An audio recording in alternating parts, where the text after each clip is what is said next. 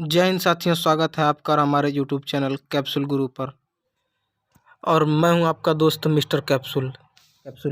तो आज हम लोग जानेंगे राष्ट्रीय आंदोलन, स्वतंत्रता से पूर्व राष्ट्रीय आंदोलन तथा उनसे संबंधित वर्ष। तो सबसे पहले कौन है यहाँ पर? बंग भंग आंदोलन सन 1905 ईस्वी में चलाया गया था। सन 1905 ईस्वी में बंग भंग आंदोलन क्यों चलाया गया था? यानी ये देखिए, बंग और भंग, यही से स्पष्ट होता है ये बंगाल विभाजन के खिलाफ चलाया गया था। इसका नेतृत्व किसने किया था? एस एन बनर्जी ने। किसने किया था? एस एन बनर्जी ने, यानी सुरेंद्र नाथ बनर्जी ने। फिर उसके बाद मुस्लिम लीग, 1906 में मुस्लिम लीग का गठन हुआ। फिर 1907 में कांग्रेस में बंटवारा, यानी कांग्रेस में फूट पड़ी बनारस अधिवेशन में। 1907 में कांग्रेस का बनारस अधिवेशन हुआ था। उसमें कांग्रेस के अधिवेशन में कांग्रेस में बंटवारा हो गया, गरम दल और नरम दल। कौन? गरम दल और नरम दल। फिर उसके बाद होम रूल लीग यानी होम रूल आंदोलन, ये 1916 में। यह दो आंदोलन चला था। एक अप्रैल 1916 में चला था और एक सितंबर 1916 में। ये वाला मिस्टर बीजी तिलक, बाल गंगाधर तिलक ने चलाया था और इसे श्रीमती एनी बेसेंट ने चलाया था। फिर उसके बाद है लखनऊ पैक्ट। लखनऊ पैक्ट क्या हुआ था भाई? फिर यहाँ पर लखनऊ पैक्ट 16 दिसंबर 1916 में। इसी में क्या हुआ था? इसी में कांग्रेस में नरम दल और गरम दल तथा मुस्लिम लीग एक हो गए थे, यानी उनका विलय हो गया था। फिर उसके बाद मॉन्टेग्यू चेम्सफोर्ड घोषणा 20 अगस्त 1916 में हुआ था। फिर उसके बाद खिलाफत आंदोलन क्या हुआ था भाई? ये तुर्की में मुसलमानों के खलीफा रहते थे ना, उन्हीं को नज़रबंद कर दिया गया था। तो इसके विरोध में ही मुस्लिम लीग ने खिलाफत आंदोलन चलाया। अली बंधुओं ने चलाया, शौकत अली और हैदर अली बंधु थे। उन्होंने खिलाफत आंदोलन चलाया, जिसे महात्मा गांधी ने भी समर्थन दिया था। फिर उसके बाद क्या हुआ था? जलियांवाला बाग हत्याकांड। इसमें हजारों लोगों ने, महिलाएं, बच्चे, बूढ़े, सब पर फायरिंग किया गया था। निहत्थे लोगों पर बस शांति से अपना आंदोलन कर रहे थे बिना हथियार के। तो अंग्रेजों जनरल माइकल ओडायर ने गोली चलाने का आदेश दिया था। फिर उसके बाद रोलेक्ट एक्ट कब आया था? सन 1919 में और 19 मार्च को। फिर उसके बाद क्या है? हंटर कमेटी या इसे व्हाइट मैन कमीशन कहा जाता है। क्या कहा जाता है? हंटर आयोग या व्हाइट मैन आयोग, 18 मई 1920 में। क्यों इसे व्हाइट मैन कहा जाता है? क्योंकि इसमें सात आए थे, 7 अंग्रेज अधिकारी ही थे। भारत की जानकारी, मतलब भारत में कैसे संविधान चल रहा है या कैसे कानून का पालन हो रहा है, इसका जांच करने के लिए 7 अंग्रेज, लंदन से 7 अंग्रेजी अधिकारी आए थे। तो इसमें भारत के लिए जांच परख करने के लिए आया था, लेकिन इसमें एक भी भारतीय को नहीं शामिल किया गया था, इसीलिए इसे व्हाइट मैन कमीशन कहा जाता है। फिर उसके बाद है कांग्रेस का नागपुर अधिवेशन दिसंबर 1920 में। फिर उसके बाद असहयोग आंदोलन की शुरुआत 1 अगस्त 1920 में। असहयोग आंदोलन क्यों शुरू किया गया था? ये जलियांवाले बाग के विरोध में शुरू किया गया था, वहाँ पर नरसंहार हुआ था ना। फिर उसके बाद चौरा चौरी कांड हुआ 5 फरवरी 1920 में। 1922 में, सॉरी, चौरा चौरी कांड 1922 में शुरू हुआ और इससे नाराज होकर गांधी जी ने 7 फरवरी 1922 को असहयोग आंदोलन बंद कर दिया, जिसका बहुत लोगों ने विरोध किया। मोतीलाल नेहरू ने एक टिप्पणी दी थी कि कश्मीर में किसी की झोपड़ी जलती है तो उसका सजा कन्याकुमारी के लोगों को क्यों दिया गया। इसका बहुत लोगों ने विरोध किया, जो असहयोग आंदोलन बंद कर दिया गया था 7 फरवरी 1922 को। फिर उसके बाद स्वराज पार्टी की स्थापना ये इससे नाराज होकर इस जो चौरा करोड़ी कांड था इससे नाराज नहीं, ये जो असहयोग आंदोलन जो बंद किया गया था गांधी जी द्वारा, इससे नाराज होकर मोतीलाल नेहरू, पंडित जवाहरलाल नेहरू के पिताजी, उन्होंने ये स्वराज पार्टी की स्थापना की 1 जनवरी 1923 में। फिर हिंदुस्तान रिपब्लिकन एसोसिएशन, हिंदुस्तान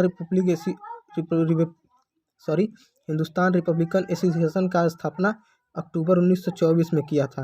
और इसी के सदस्य कौन थे आप लोगों को पता है, जिसका नाम लेने से हमारे खून में उबाल आ जाता है, ऐसे थे महान शहीद भगत सिंह। इन्होंने यही ग्रुप ज्वाइन किया था। फिर उसके बाद कौन है, फिर साइमन कमीशन की नियुक्ति 8 नवंबर 1927 में साइमन कमीशन की नियुक्ति की गई।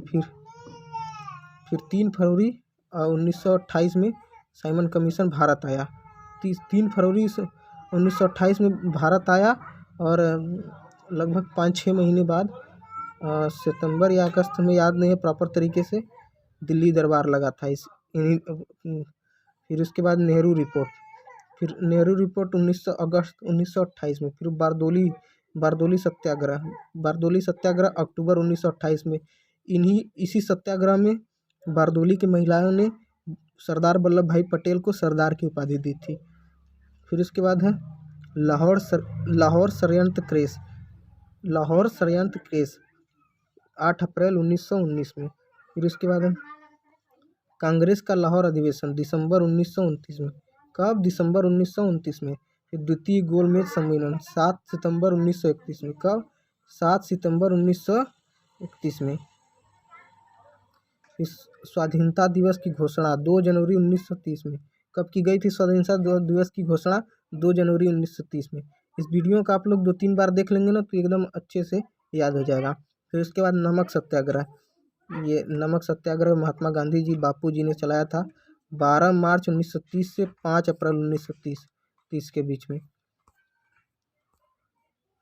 फिर उसके बाद क्या है, सविनय अवज्ञा आंदोलन, यानी सविनय ही उसकी आज्ञा का पालन न करना, अंग्रेजों की आज्ञा का पालन न करना। 6 अप्रैल 1930 में इसकी स्थापना हुई थी।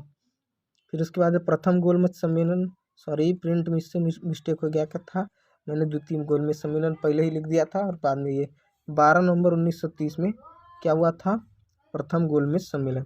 और गांधी इरविन समझौता 8 मार्च 1931 में। यही समझौता है जिसने हमारे महान क्रांतिकारी वीर भगत सिंह का जान लिया था। यही क्रांतिकारी है, देख लीजिए आप लोग ध्यान से, 8 मार्च 1931 में। फिर इसके बाद है कम्युनल अवार्ड या सांप्रदायिक पंचांट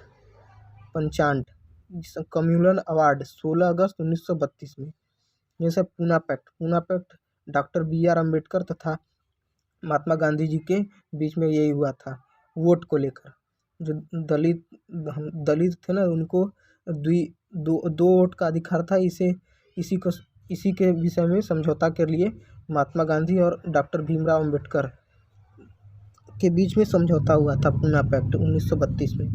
फिर उसके बाद क्या है, तृतीय गोलमेज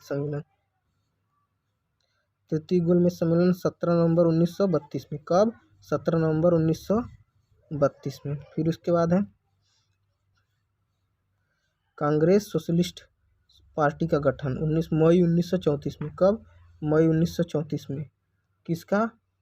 कांग्रेस सोशलिस्ट पार्टी का। फिर फॉरवर्ड ब्लॉक जब 1938 में, नहीं 1929 में जब वहाँ पर हुआ था ना, पट्टाभी सीताराम मैया और नेताजी सुभाष चंद्र बोस के, गांधी जी और नेताजी सुभाष चंद्र बोस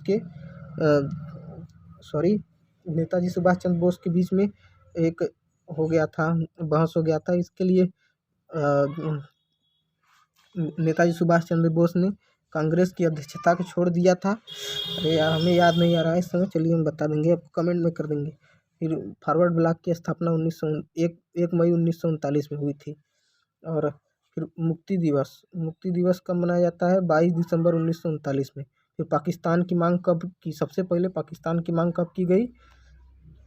24 मार्च 1940 में। कब? 24 मार्च 1940 में। फिर अगस्त प्रस्ताव 8 अगस्त 1940 में।